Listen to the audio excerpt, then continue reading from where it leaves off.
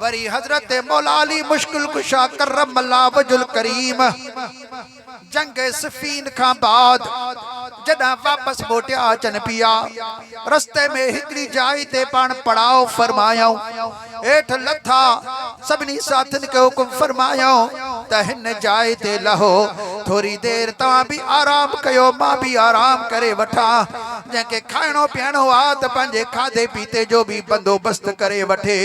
माण्हू सॼे मैदान में फिरजी फैलजी विया मुंहिंजा दोस्त हैदर करार करम अल्लाह वजुल करीम जन पंहिंजनि शहजादनि खे सॾु कयो आहे इमाम हसन मुजतबा खे इरशाद फरमायो पुट हिते वेह पंहिंजी झोली ठाह अॼु तुंहिंजी झोलीअ में पंहिंजो सिर रखी ईअं आराम कयां जीअं मुंहिंजी झोली में तव्हांजो नानो पंहिंजो सिर रखी आराम फरमाईंदो हुओ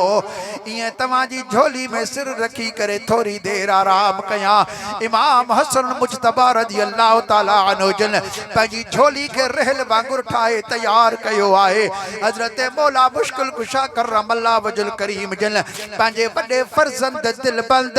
बगदार पुट हसन मुजतबा जे चोट मुबारक ते पंहिंजो सिर पाक रखियो आहे इमाम हुसैन अली मकाम रज़ी अल्लाह ताला अन्हु जन बाहन के जोर ॾियण लॻा त बाबा ॾाढी तलवार वहाई अथई ढाल वहाई अथई उम्र बि वॾी आहे 50-60 खां साल खां उम्र चढ़ी रही आहे बुढ़ड़ो भी थियो आहे पीर सन जी तरफ उम्र भी वधी रही आहे बाबा मां तोखे ज़ोर भी ॾियां थको भी हूंदे कचहरी भी करे रहिया आहिनि हजरत अब्बास रज़ी अल्लाह ताला अन्हु जन पेरनि खां फिरी आया बाबा मां तुंहिंजे पेरनि खे ज़ोर ॾियां तुंहिंजे पिञनि खे मां ज़ोर ॾियां मौला मुश्किल कुशा करम अल्लाह वजुल करीम जिंजा 18 फर्जंद मुबारक हुआ चौधारी फिरी आया को पेरनि खे पियो ज़ोर ॾिए को पिञ खे पियो ज़ोर ॾिए को हजरत मौला मुश्किल कुशा जे सिर खे ज़ोर पियो ॾिए को हथनि खे पियो ज़ोर ॾिए मुंहिंजा दोस्तो 18 फर्जंद चवनि पिया अदा तूं परे थी त मां ख़िदमत कयां हू चवे तूं परे थी त मां ख़िदमत कयां सभई कुर्बान मञी रहिया आहिनि ख़िदमतूं करे रहिया आहिनि हजरत मौला मुश्किल कुशा करम अल्लाह वजुल करीम जन अखियूं बंद करे आराम फरमाए रहिया आहिनि थोड़ा थोड़ा घुघरा हणी रहिया आहिनि ओचितो हजरत मौला मुश्किल कुशा करम अल्लाह वजुल करीम जन ताह करे सुजाग थी पया सुजाग थी करे इमाम हुसैन अली मकाम के भाकुर पाताऊं पेशानी पेशानी साण मिलाई ज़ारो कतार रुवण लगाइल 18 फर्जंद चौधारी फिरी वया बाबा छा मसालो आ छा ॾिठो अथई को ख़्वाब ॾिठी आ छा ॾिठो अथई छाजे करे रोई रहिया आहियो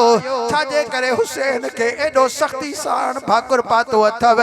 मौला मुश्किल कुशा करम अल्लाह वजुल करीम जन रोई रहिया हुआ हजरत मुश्किल कुशा बिया फरमाए त पुट मां सुतो पियो आया मां ॾिसां पियो त हिन जाइ ते हिन ज़मीन ते खून जो वॾो हिकिड़ो तलाउ आहे रत साण भरियो पियो आहे उन खून जे दरिया में मुंहिंजो अकेलो हुसैन गोता खाई रहियो आहे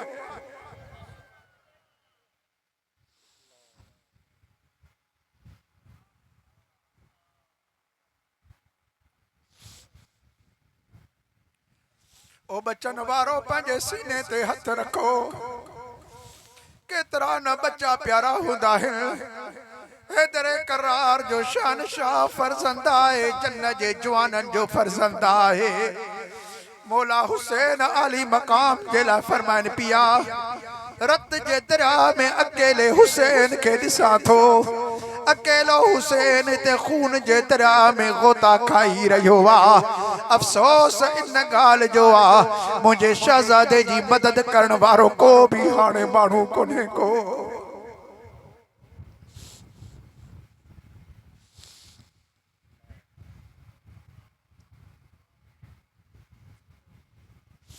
को हथ ॾियण वारो कोन्हे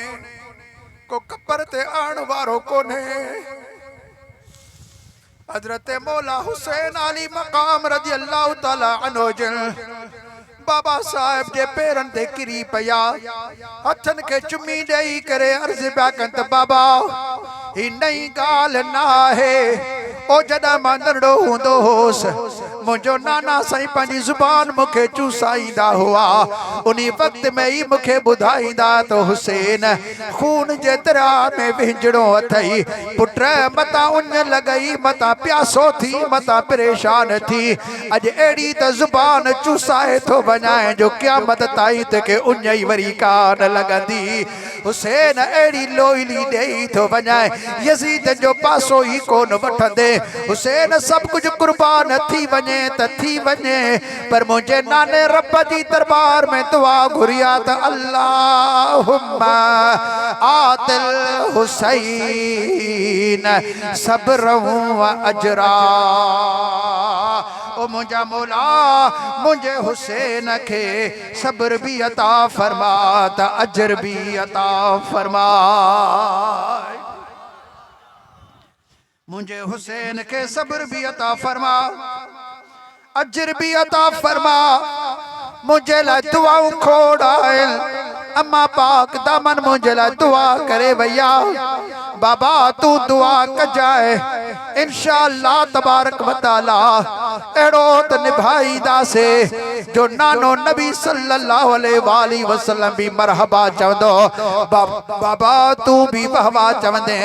रहंदी दुनिया ताईं सभई मूंखे सलाम प्या कंदा ओ हुसैन अली मकाम रदी अल्लाह ताला अन्हु जल एड़ो ही कम करे ॾेखारियो करबला जे मैदान में सब कुछ पंहिंजो कुर्बान कयई सिर भी अल्लाह जे नाले ते ॾिनई बचा रब जे नाले ते ॾिनई अजीम शहादत मिली आ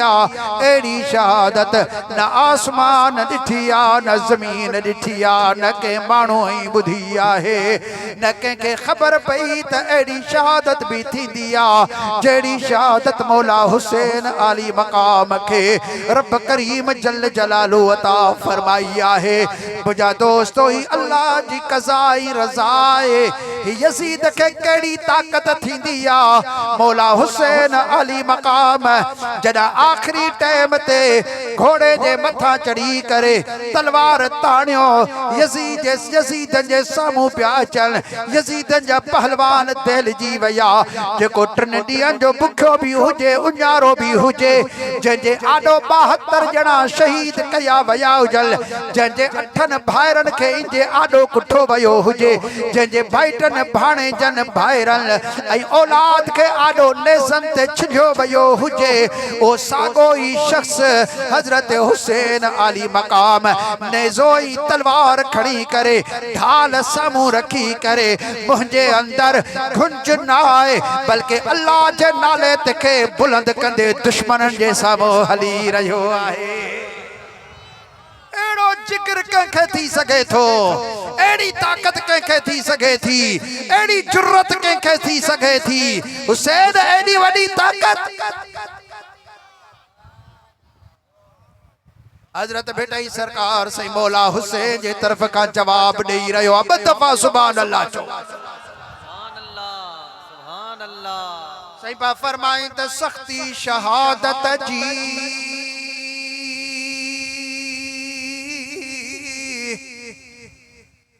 सख्ती शहादत जी सुन शादी जो ॾींहुं है फरमान पात चंगी तरह बुध जाए शहादत जो ॾींहुं असांजे लाइ शादी वारो ॾींहुं आ घोट शादी कंदो आ त पंहिंजी ज़ाल ॾे वेंदो आ पर अॼु असां शहादत माणे पंहिंजे अल्लाह ॾे वञी रहिया आहियूं सही बा फरमाई त सख्ती शहादत जी सुन शादी जो ॾींहुं है ज़रो नाहे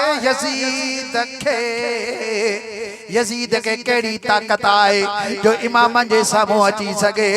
ज़रो नाहे यजीद के ई निसोरो ई नी है हिय मोहब्बत उठो मी है अली जी औलाद ते हैदर करार जे बचड़न जे मथा ही त मोहब्बत जो मीह पियो थे न त यजीदन के केड़ी ताकत